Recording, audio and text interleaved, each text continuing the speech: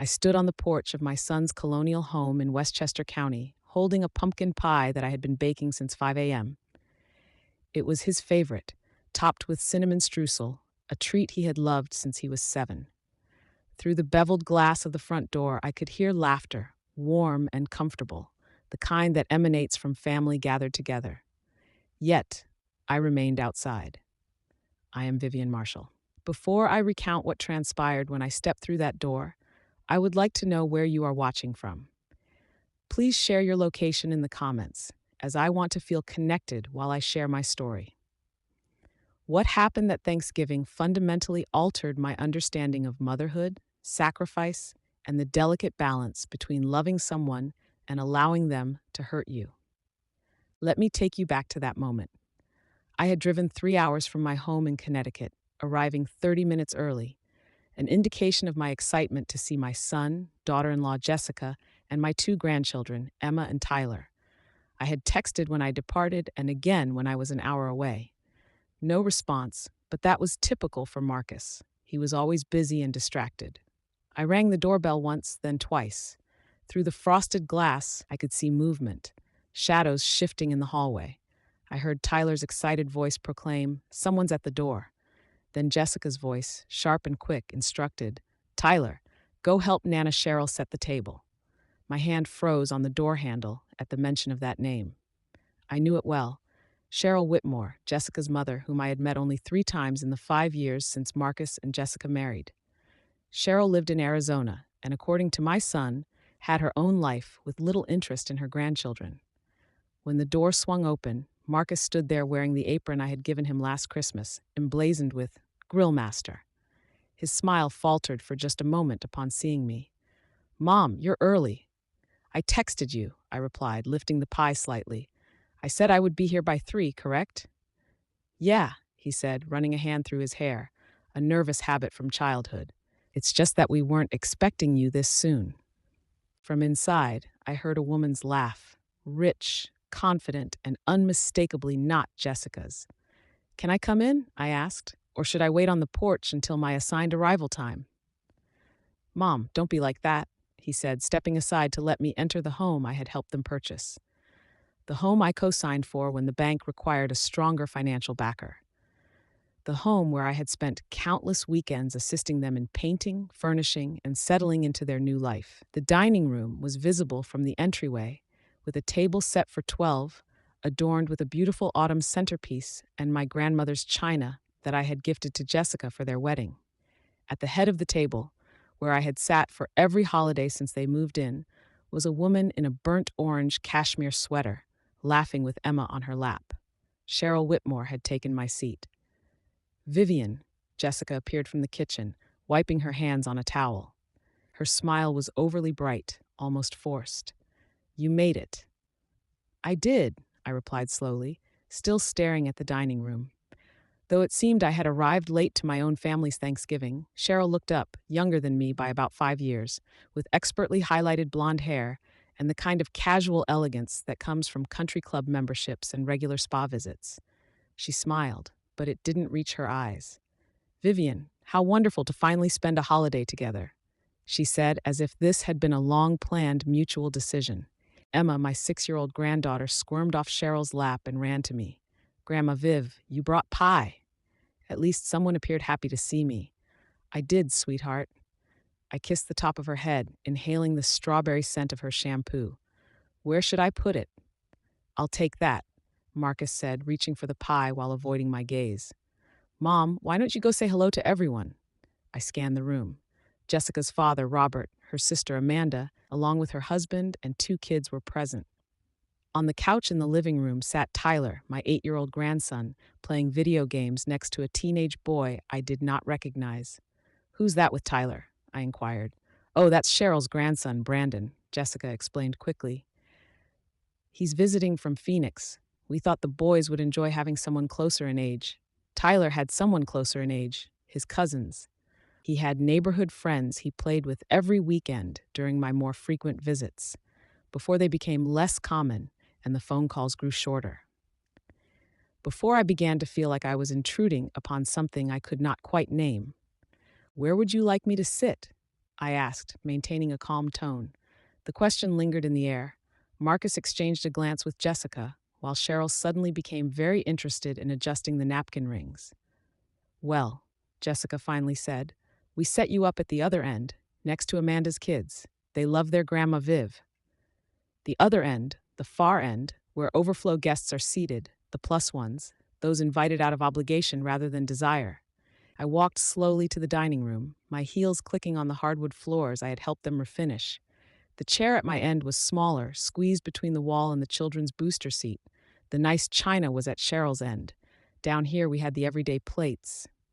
This is cozy, I remarked. Marcus winced. Mom, no really, very efficient use of space. I set my purse down and straightened my posture. Cheryl, that's a beautiful sweater. New? I inquired. She touched the cashmere almost reflexively. Oh, Jessica took me shopping yesterday. We had the loveliest girls' day. The boutique in town has the most amazing selection. How nice, I said. I didn't realize you were in town. Oh, I flew in last week, Cheryl replied, settling back into the head chair, like a queen on her throne. Jessica asked if I could come early to help with preparations. You know how stressful the holidays can be. I was well aware. For the past 5 years, I had been the one helping with preparations, teaching Jessica how to brine the turkey properly, sharing my mother's secret for perfect gravy. I wasn't aware Jessica needed help, I said carefully. She's always been such a capable host. Well, with her mother here, she didn't want to burden you with the trip, Marcus interjected, his voice overly jovial. We thought you might enjoy a more relaxed holiday this year. Relaxed? The word tasted bitter. This was not relaxation. This was erasure. Robert cleared his throat from his position next to Cheryl. Vivian, I hear you've been doing some traveling. Marcus mentioned you went to Maine over the summer. I did a week-long painting retreat, I replied. I had invited Marcus and Jessica to visit for a weekend, but they declined, citing work commitments. Now, I wondered what they had truly been doing. How artistic, Cheryl remarked in a tone that made artistic sound like unemployed. I've always admired people who have so much free time for hobbies. The implication was clear. Free time, because surely I had nothing else to do. No one else who needed me. Tyler came running in. Nana Cheryl, Mom says dinner's almost ready. Can we do the wishbone thing you promised? Nana Cheryl, not Grandma Cheryl, or even just Cheryl, the same Nana he had called me since he could talk. Of course, sweetheart, Cheryl beamed. It's a tradition in our family. The youngest and oldest make a wish together. Our family, as if I were not sitting right there, as if their family had not expanded to include my grandchildren through my son. Emma tugged on my sleeve. Grandma Viv, will you help me color after dinner? I got new markers. I'd love to, baby. Actually, Emma, Jessica called from the kitchen doorway. Nana Cheryl promised to show you her photo albums from when Mommy was little. Remember? Emma's face lit up, and she bounded toward Cheryl instead. I watched my granddaughter climb into another woman's lap, and something inside my chest cracked. Marcus appeared at my shoulder with a glass of wine. Here, Mom, it's that Pinot Noir you like. I accepted the glass, locking eyes with him. When were you going to tell me about this new arrangement? There's no arrangement, he replied. Cheryl's just visiting. Don't make this into something it's not. What is it then, Marcus? Because from where I'm sitting, literally, it looks like you've replaced me. His jaw tightened. That's dramatic. Is it? Your children call her Nana. She's in my chair. Jessica took her shopping. What am I missing? You're missing the fact that maybe, just maybe, it's not always about you, he said, his voice low but sharp. Maybe Jessica wanted her mother here. Maybe we wanted to do Thanksgiving differently this year. I stared at my son, this man I had raised alone after his father left when he was 4.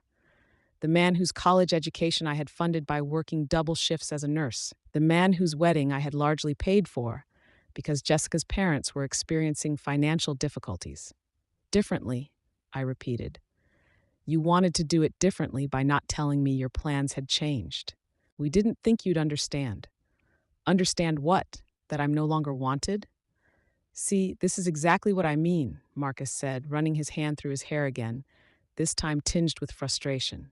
You make everything so heavy. Cheryl's easy. She's fun. She doesn't guilt trip us or keep track of every little thing she's done. The words struck like a physical blow. Every little thing, as if sacrificing my 20s, 30s, and 40s to provide him a good life, was insignificant. As if the down payment on this house was trivial. As if consistently being present was something to be dismissed. "Dinner's ready," Jessica announced from the kitchen, her voice determinedly cheerful. Everyone moved to the table. I stood frozen until Emma grabbed my hand. "Come on, Grandma Viv, I'm starving." We sat. The food was passed. The conversation flowed around me like I was a stone in a stream, present but irrelevant, something to navigate around rather than include. Cheryl told animated stories about Jessica's childhood, while Robert chimed in with embarrassing anecdotes. Amanda's children laughed. My grandchildren hung on every word. I remained silent, eating turkey I hadn't prepared, stuffing I hadn't made, and cranberry sauce from a can because no one had bothered with my from-scratch recipe. Then Cheryl raised her glass. "I'd like to make a toast," she announced. Everyone quieted. "To Jessica and Marcus for opening their beautiful home to all of us. To family, both the one we're born into and the one we choose." Her eyes flickered to me for just a moment, then to new traditions. "May this be the first of many Thanksgivings where we're all together like this." All together, except I was apart. They clinked glasses, drank, smiled, and then Marcus said it, the words that would change everything. "You know what, Mom?" He was looking at me now, emboldened by wine and Cheryl's presence. "We've actually been talking about this for a while. Jessica and I think it might be better if we alternate holidays. This year, Cheryl's parents get Thanksgiving and Christmas. Next year, you can have them." He added with a small laugh that was meant to sound like a joke, but landed like a verdict. "No offense, but Cheryl's got the whole holiday thing down to a science. Look at this table. Look at how happy everyone is." If you are watching this and feel your heart breaking for me, please hit that subscribe button right now, as what I did next is something you won't want to miss. I set down my fork carefully, folded my napkin, and stood up. "You're absolutely right," I said calmly. Everyone stared at me. Jessica's fork paused halfway to her mouth. Robert stopped chewing. Even the children went quiet, sensing a shift in the room's atmosphere. "You've upgraded," I continued, my voice steady despite the rage and heartbreak warring within me. "To someone who flies in once a year, who wasn't there for the sleepless nights with colic, the emergency room visits, or the parent-teacher conferences. To someone who didn't teach Tyler to ride a bike or take Emma to her first day of kindergarten when you both had to work. But you're right, she does throw a beautiful dinner party." "Mom," Marcus began. "I'm not finished," I interjected. I picked up my purse. "Since you've upgraded, let me tell you what else is about to change. That down payment I gave you for this house, the one you promised to pay back when things got easier, I'm calling it in. The cosign on your mortgage, I am exploring options to remove myself. The car Jessica drives, the one titled in my name because your credit wasn't good enough 3 years ago, I'll need that back." Jessica's face turned pale. "Vivian, you can't be serious." "The college funds I've been contributing to for Emma and Tyler, those monthly deposits end today. The health insurance I added you all to through the hospital's family plan because it was better than what Marcus's company offered. I'll be making some changes there too." "You're overreacting," Marcus said, now standing. "This is exactly the kind of manipulation." "Manipulation?" I interrupted. "No, sweetheart. Manipulation is allowing me to drive 3 hours with a smile on my face while you'd already decided I was being demoted. Manipulation is reducing your mother's decades of sacrifice to little things. This," I gestured around the table, "this is me accepting your upgrade. If Cheryl is the grandmother you want, then she can be the grandmother in every sense. Financial, emotional, logistical, all of it." Cheryl's face lost its smug satisfaction. She looked distinctly uncomfortable, suddenly realizing there were layers to this family she had not considered. "Now wait just a minute," Robert interjected. "There's no need to be hasty about financial matters. People are emotional. You're right, I am emotional. I'm hurt, angry, and disappointed. But I'm not being hasty. I'm being clear." I looked at each of them. I've spent 5 years bending over backward to be the grandmother, the mother-in-law, the family member you could count on. I rearranged my schedule, my finances, my entire life around being available for this family. And tonight I learned I was being tolerated, not treasured. I walked around the table to where Emma and Tyler sat, their faces confused and scared. I kissed each of them on the forehead. I love you both more than anything. Remember that always. Grandma, where are you going? Emma asked, her voice small. Home, sweetheart. But we haven't had pie yet, Tyler protested.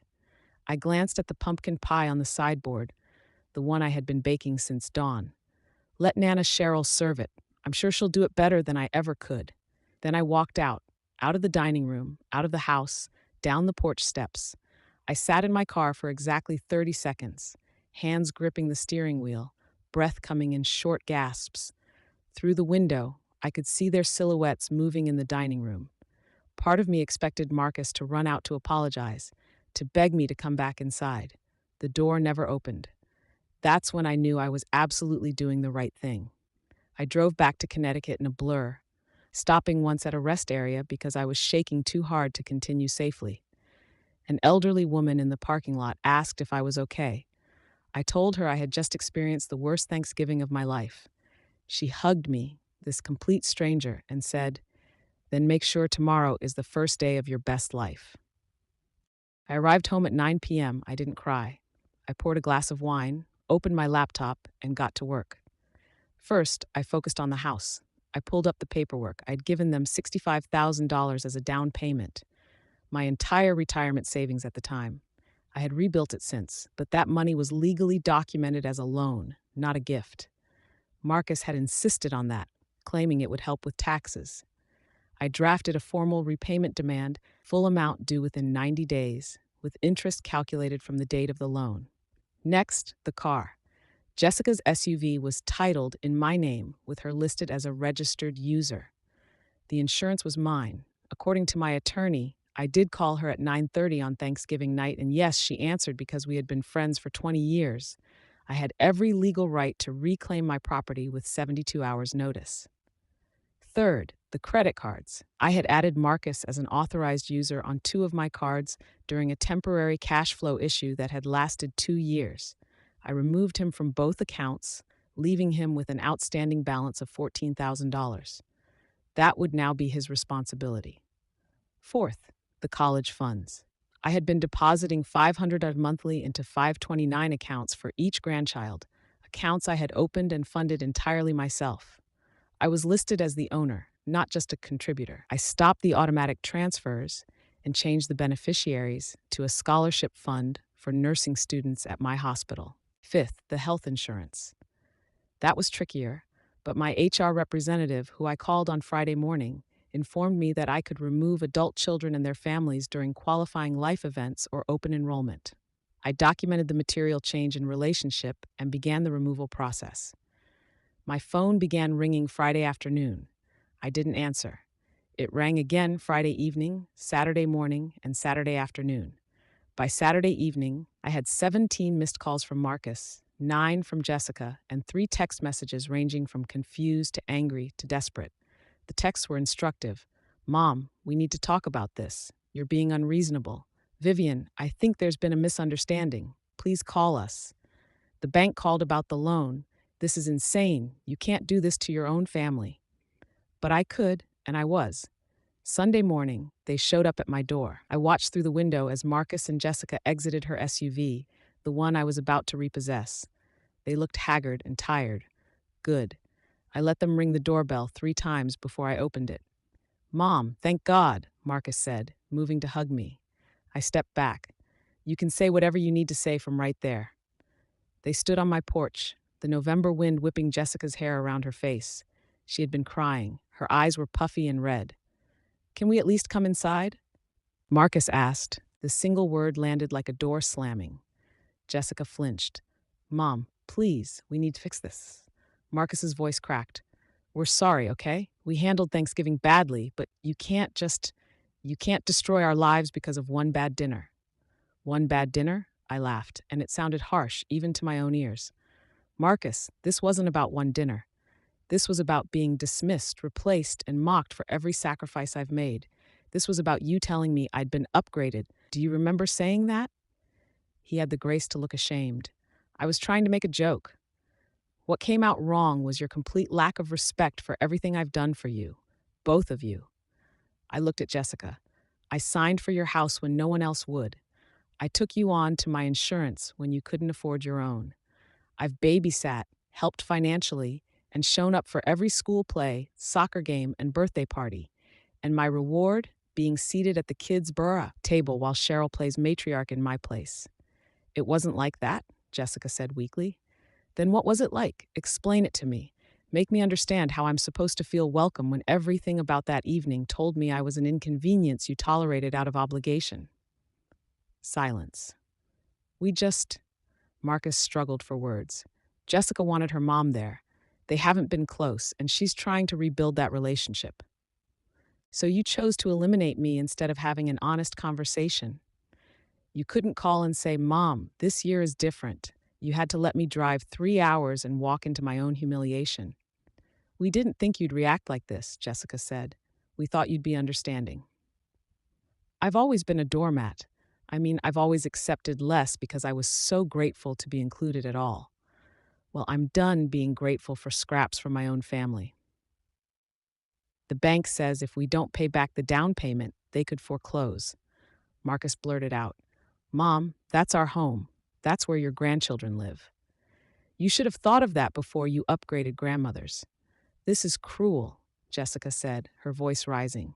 You're punishing the kids because your feelings got hurt. I'm not punishing anyone. I'm simply withdrawing my support. If Cheryl is the family you want, let her support you. Let her co-sign your loans. Let her give you her car, her money, her time. I'm sure she'll be happy to. She doesn't have that kind of money, Marcus admitted quietly. Neither did I, but I had given it anyway. That's the difference between a woman who shows up for holidays and a mother who shows up for life. We'll pay you back, Marcus said desperately. Just give us time. We'll figure out the house payment, but please, the car, the insurance, the college funds, those affect the kids. Don't take this out on Emma and Tyler. I'm not taking anything out on them. I'm teaching them a valuable lesson their parents failed to impart. Actions have consequences. You can't treat people as disposable and expect them to keep giving. Jessica was now crying openly. We made a mistake. We're sorry. What more do you want? What did I want? I wanted the past 5 years back. I wanted every birthday check I'd sent, every emergency babysitting call I'd answered, every time I'd rearranged my life to accommodate theirs. I wanted the moment back when I'd made the choice to put them first, always first, without question or hesitation. But that was impossible. I want you to mean it, I said finally. I want you to understand what you did, not just regret the consequences. There's a difference. We do understand, Marcus insisted. It was wrong. We were thoughtless and hurtful, and we're sorry. Are you sorry you hurt me, or sorry that I'm not bailing you out anymore? The question hung between us. Marcus opened his mouth, closed it, then opened it again. Both, he admitted. I can't separate them. We need you, Mom. Financially, practically, and emotionally. We need you. It was the most honest thing he had said, and I could see it cost him. This admission that they had built their life on a foundation of my support and were now watching it crumble. Here's what's going to happen, I said, my voice steady. I've already filed the paperwork for the loan repayment, the car return, and the insurance changes. Those are non-negotiable. You have 90 days to secure your own financing for the house. You have 72 hours to return the vehicle. The insurance changes will take effect at the end of this month. Mom, I'm not finished. The college funds are remaining where I've moved them. However, I will consider setting up new accounts in the future, if and only if certain conditions are met. What conditions? Jessica asked, wiping her eyes. Family therapy. All of us. A neutral third party who can help us establish boundaries and expectations. You want a relationship with your mother? Fine. But it doesn't require erasing me. You want my financial help? Then I want respect, not relegation to overflow seating. You want me to be grandma? Then I'm grandma, not the backup when Nana Cheryl isn't available. Marcus and Jessica looked at each other. And one more thing, I continued. You explain to Emma and Tyler why Grandma Viv isn't at Christmas. You tell them the truth, that you decided to prioritize someone else, and it hurt me. Age-appropriate truth, but truth nonetheless. I won't be the bad guy in their story because you don't want to admit you were wrong. When can we see you again? Marcus asked, his voice small. When you've done what I asked, therapy scheduled, car returned, refinancing in process, and when you can look me in the eye and tell me why what you did was wrong beyond just we got caught. They left. I watched the SUV disappear down my street. Then I finally allowed myself to cry, not gentle tears, but deep, wrenching sobs that came from somewhere primal. I cried for the illusion I had lost, the family I thought we were.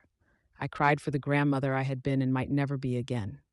I cried for Emma and Tyler, caught in the middle of adult failures. But I didn't call them back. The 72 hours passed. The SUV appeared in my driveway on Tuesday morning, keys in an envelope with a note. We're working on the other things. Please be patient with us. The bank called me on Wednesday. Marcus had contacted them about refinancing. Without my co-signature, and with their actual debt-to-income ratio visible, they barely qualified for a loan at a significantly higher interest rate. Their monthly payment would increase by nearly $800. That was no longer my concern. Thanksgiving came and went. I spent it with my nursing friends, women who had become family over decades of working holidays together.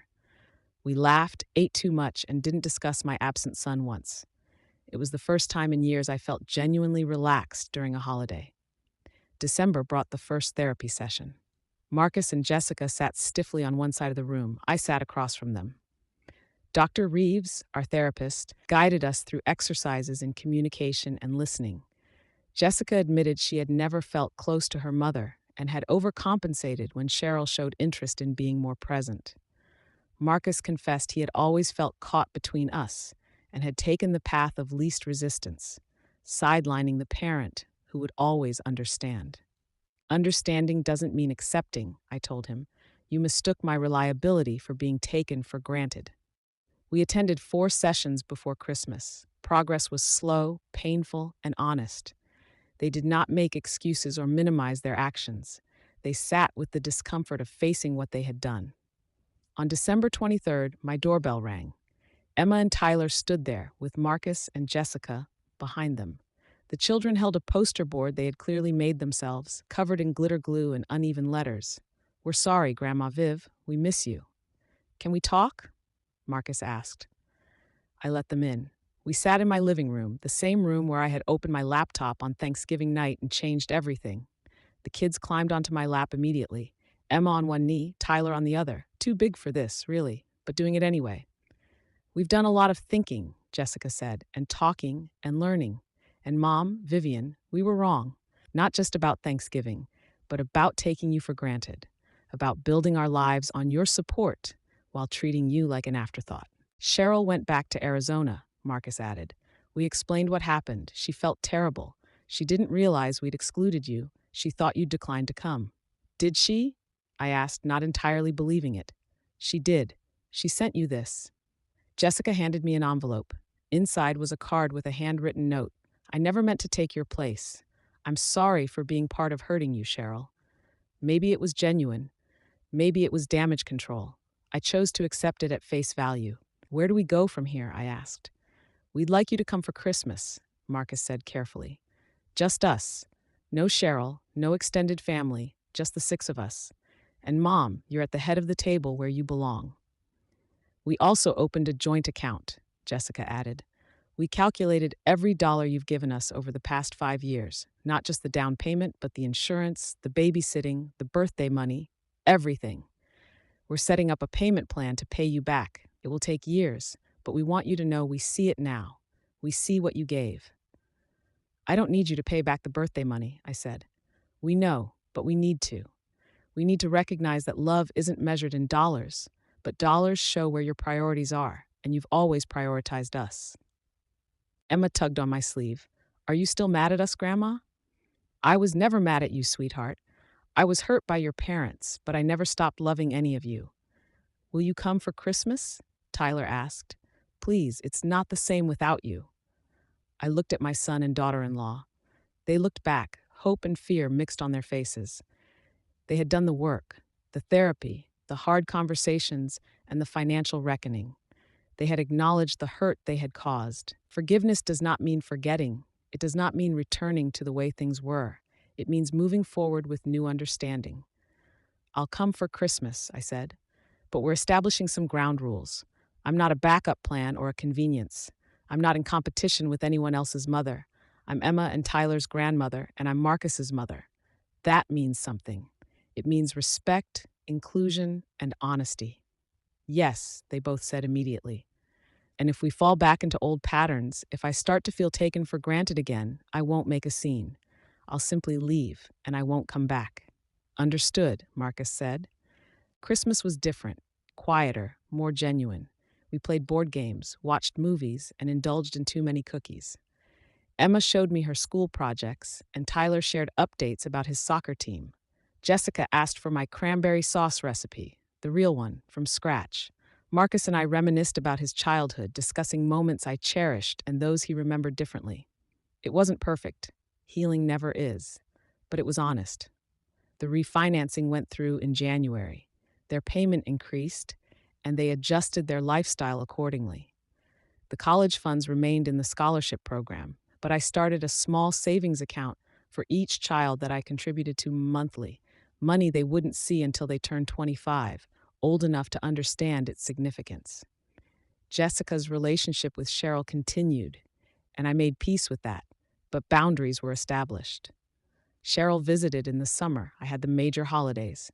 We were never in the same place at the same time, and that worked for everyone. I learned something through all of this. Loving someone does not mean accepting whatever they give you. It means requiring them to see your worth. My family had taken me for granted because I had allowed it. I had been so afraid of losing them that I lost myself. Never again. Please subscribe to my channel. See you in the next video with love and respect.